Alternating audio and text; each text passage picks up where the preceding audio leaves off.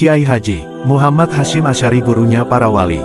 Ini kisah yang bisa dipercaya bahwasanya ada seorang kiai yang bernama Mbah Kiai Thoyib. Ada yang mengatakan beliau dari Bugul Pasuruan. Beliau seorang kiai sepuh guru dari Kiai Haji Abdullah Hunain Lekok, dan Kiai Haji Abdul Hamid Pasuruan pun bertabarukan berguru kepada Mbah Kiai Thoyib.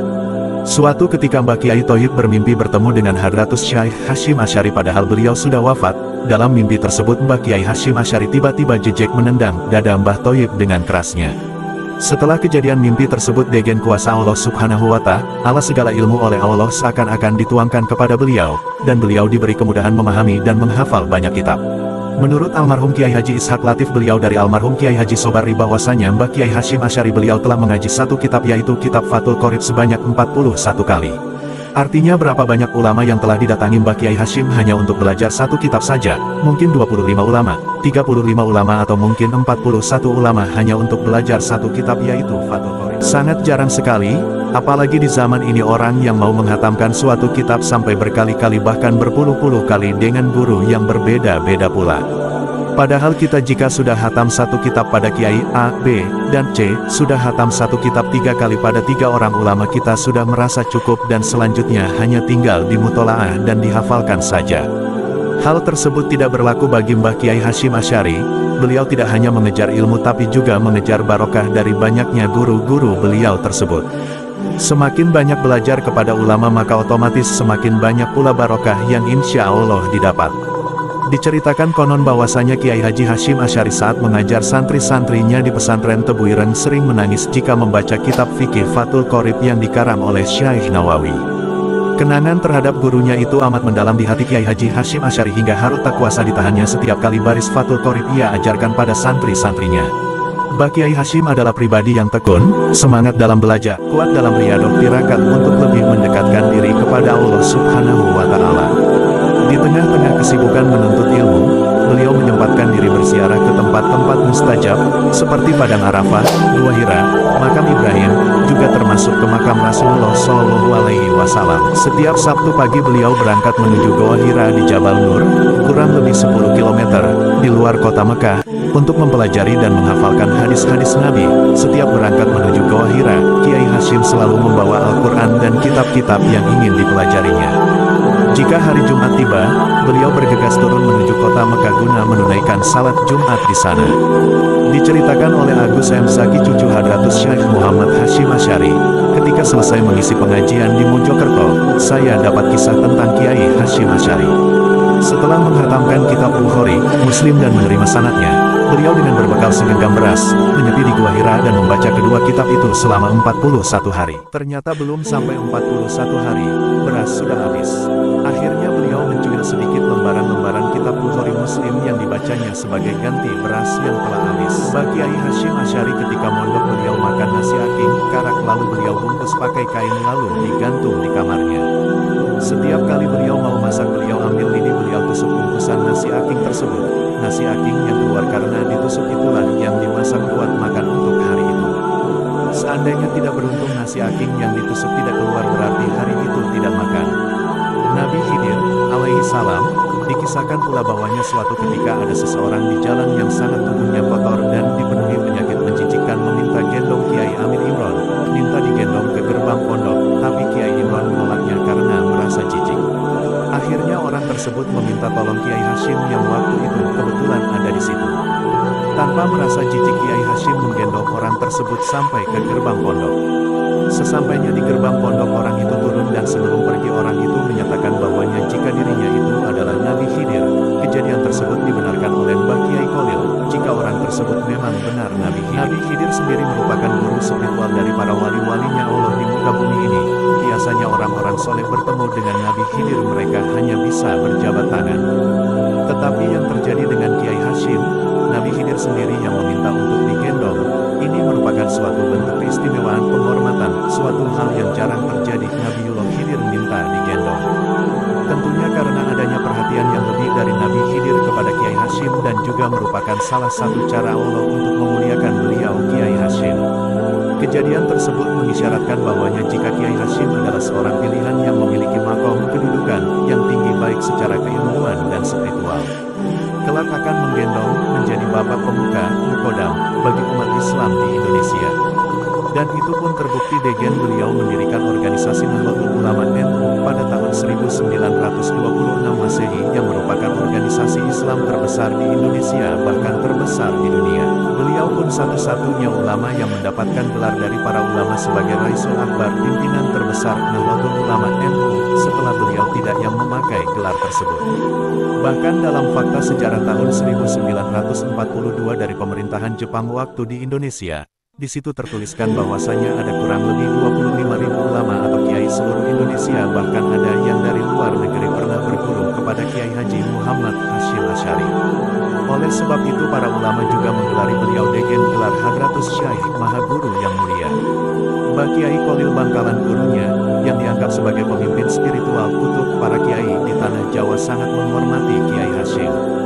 Dan setelah Kiai Kholil wafat, banyak para ulama yang mengatakan Kiai Haji Hasyimlah yang dianggap sebagai pemimpin spiritual kutub.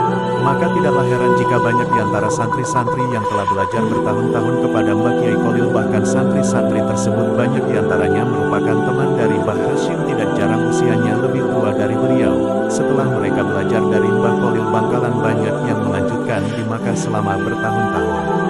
Setelah mereka pulang ke Indonesia, mereka masih menyempatkan diri untuk belajar lagi kepada Mbah Kiai Hasyim Asy'ari. Hal tersebut juga dilakukan oleh ulama dan kiai-kiai lainnya. Setelah lama belajar di Makkah, mereka pulang ke Indonesia, mereka masih belajar lagi kepada Mbah Kiai Hasyim Asy'ari. Kiai Haji Zubair Umar Al-Jailani Salatiga, Jawa Tengah. Beliau adalah salah satu murid dari Hadratus Syaikh Hasyim Asy'ari. Setelah belajar kepada Mbah Kiai Hasyim Asy'ari, Kiai Zubair melanjutkan pengembaraan ilmunya ke Makkah.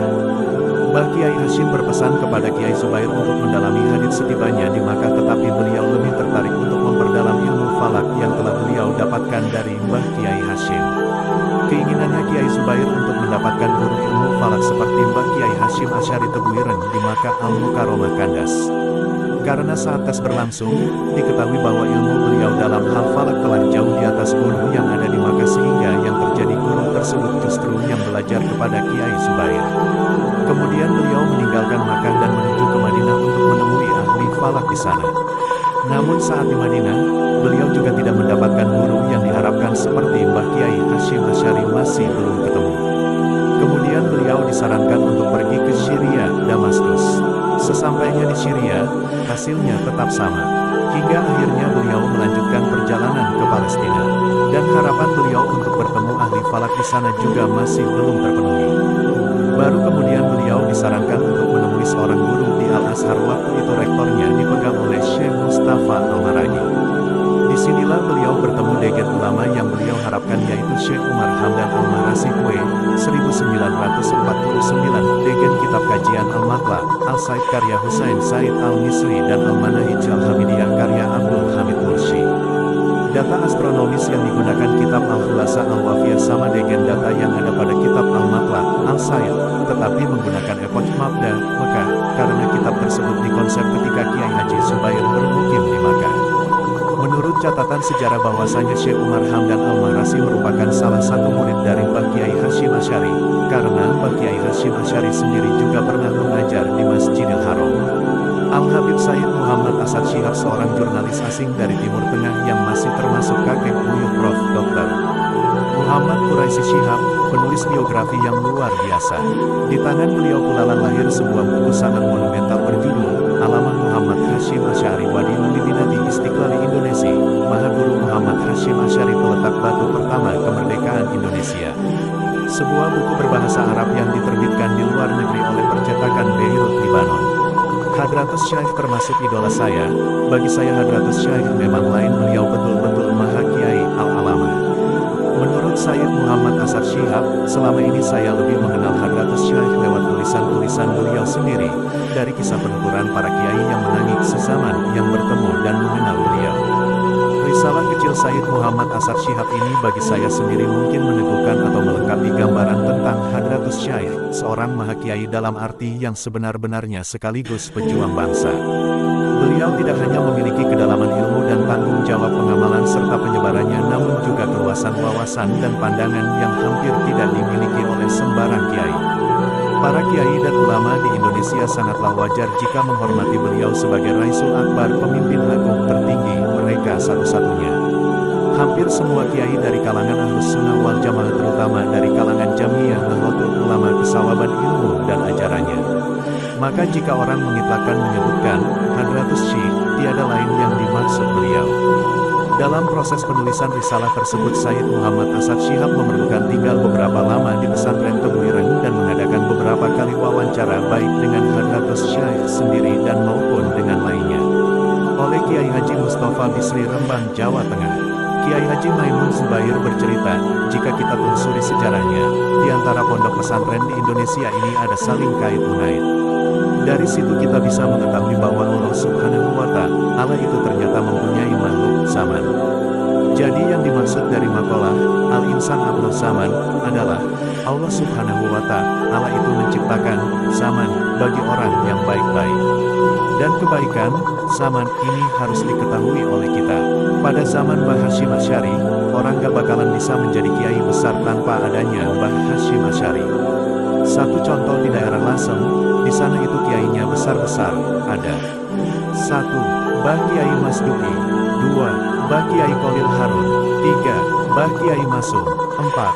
Mbah Kiai Baidowi malah paling alim. Dari 4 kiai itu yang paling erat hubungannya dengan Kiai Hasyim Asy'ari adalah Mbah Kiai Masum. Maka tidak heran jika beliau santrinya paling banyak. Tidak ada dalam sejarahnya, pondok pesantren yang diasuh Mbah Kiai Baidowi Lasem itu santrinya banyak, paling pun hanya 50, dikarenakan hal itu memang sudah wayahe waktunya itu. Menurut saya, jelas Syekhul Islam Nusantara ini lebih lanjut. Jadi waktu itu yang menjadinya adalah Mbah Kiai Hasyim Asy'ari. Pondok yang ada di Sarang juga begitu, seumpama mbah saya Kiai Haji Ahmad bin Syuaib tidak ngaji ke Mbah Hasyim Asy'ari, ya habis pondok Sarang. Begitu juga pondok Lirboyo, jika Mbah Kiai Manaf tidak pondok ke Tebu Ireng, ya habis santrinya. Pengasuh pondok Pelosok Kiai Haji Jazuli Usman, pondok Rejoso Peterongan, pondok Buntet Cirebon juga mengaji pada Mbah Kiai Hasyim Asy'ari. Lah sekarang Abna Az-Zaman itu berada di mana? Wallahu a'lam, saya sendiri tidak tahu, kata Syekhul Islam menutup ceritanya. Demikianlah kisah dan karomah Kiai Haji Hasyim Asy'ari.